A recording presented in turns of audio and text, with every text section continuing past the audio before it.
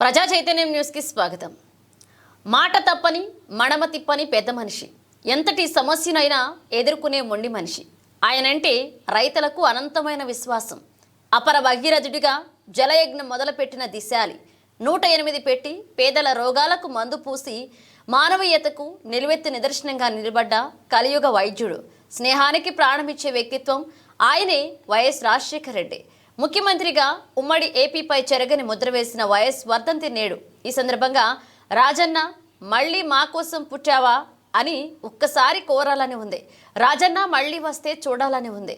రాజన్నను తనివి తీరా అలింగనం చేసుకోవాలని ఉంది. పేదల మదిలో దేవుడిగా మారిన ఆయన లేని లోటు ఇలాగైనా తీర్చుకోవాలని అనిపిస్తుంది. పిల్లల కోసం డాక్టర్ అవతారం ఎత్తిన ఆయనే, రైతులకు అండగా నిలిచింది ఆయనే, విద్యార్థులకు భవిష్యత్ నిర్మించింది ఆయనే, రోడ్డు ప్రమాదాల్లో గాయపడిన క్షతగాత్రుల పట్ల దేవుడైంది ఆయనే.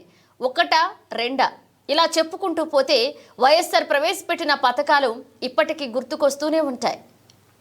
ఉమ్మడి ఏపీలో ఏ గడపను తాకినా రాజన్నను స్మరించుకోని వారు లేరంటే ఆయనపై ఉన్న అభిమానం అలాంటిది. మరి ఆయన తెచ్చిన పథకాలు అలాంటివి. మరి ఆ స్కీముల ద్వారా లబ్ధి పొందిన వారి సంఖ్య లక్షల్లోనే. ఓ ఆరోగ్యశ్రీ అయితేనేమి, 108, 104 అంబులెన్సులు, రైతులకు ప్రోత్సాహం, జలయజ్ఞం, వృద్ధాప్య వితంతు పెన్షన్లు, పొదుపు సంఘాలకు పావల వడ్డీ రుణాలు, అభయహస్తం, విశ్వవిద్యాలయాల ఏర్పాటు, ఫీజు రియంబర్స్మెంట్, ట్రిపుల్ ఐటీల సాధన, ఇవి రాజన్న రాజ్యంలో అమలైన పథకాలు. వీటితో పాటు మరెన్నో పథకాలను అమల్లోకి తెచ్చారు. ఒక విధంగా చెప్పాలంటే ఆయన ప్రవేశపెట్టిన పథకాలతో ఏ ఇంటికి వెళ్ళినా కనీసం ఒక లబ్ధిదారు ఉన్నారని చెప్పడంలో అతిశయోక్తి లేదేమో. అందుకే ఇప్పటికీ ప్రజల గుండెల్లో ఆయన స్థానం సుస్థిరం. ప్రభుత్వాలు ఎన్ని మారినా, రాష్ట్రం విడిపోయినా రాజన్న ముద్ర మాత్రం ఇప్పటికీ చెరిగిపోనిదే. ఎందుకంటే ఆయన అమల్లోకి తీసుకువచ్చిన పథకాలు ఇప్పటికీ కొనసాగుతుండడమే ఇందుకు నిదర్శనమని చెప్పాలి. భవిష్యత్ ఆలోచించి పేదలే లక్ష్యంగా పాలన కొనసాగించిన ఆ రాజశేఖరుడు అంటే ఇష్టం లేనిది ఎవరికి? ఇరు రాష్ట్రాల్లో ఎవరిని కదిలించినా రాజశేఖర్ రెడ్డిని, దేవుడిని కొలవడమే తప్పితే ఆయనపై విమర్శించిన గడప ఇంతవరకు లేదు, ఉండదు కూడా. రాజశేఖర్ రెడ్డి రాజకీయాల్లో సైతం ఓ చరిష్మా గల నేత. కాంగ్రెస్ పార్టీ అగ్రనాయకులకు విధేయుడిగా ఉంటూనే, అటు పథకాలతో ప్రజాపాలన అందిస్తూనే పార్టీని సైతం అదే స్థాయిలో పేరుపోకుండా కాపాడుతూ వచ్చారని చెప్పొచ్చు. వరుసగా రెండవసారి కూడా కాంగ్రెస్ పార్టీ అధికారంలోకి వచ్చిందంటే ఆ క్రెడిట్ అంతా కూడా ఆయనదే అని చెప్పాలి. ఆయన అమలు చేసిన పథకాలు, పేదల పట్ల ఆయన వ్యక్తిత్వం, ఇవే మరొకసారి అధికారాన్ని కట్టబెట్టాయని అందరూ అంటుంటారు.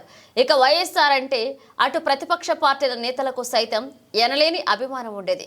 అసెంబ్లీలో సైతం ఓ స్థాయిలో ప్రతిపక్ష నేతలు విమర్శల బాణాలు విసురుతున్న చిన్న చిరునవ్వుతోనే వారికి సమాధానాలు ఇచ్చిన నేత వైఎస్ఆర్.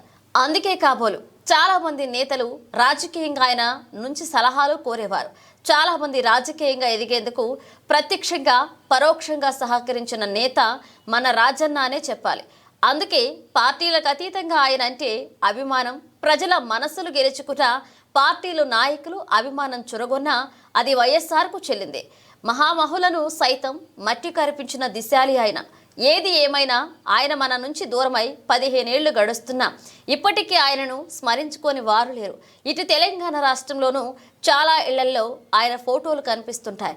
ఆయన జయంతి, వర్ధంతి వచ్చిందంటే ఇంట్లోనే నివాళులు అర్పిస్తూ తమ అభిమానాన్ని చాటుతుంటారంటే వారికి రాజన్న చేసిన మేలు అలాంటిది. మరి వైఎస్ రాజశేఖర రెడ్డి వర్ధంతి సందర్భంగా ఆయన చేసిన గొప్ప మేలును స్మరించుకుందాం.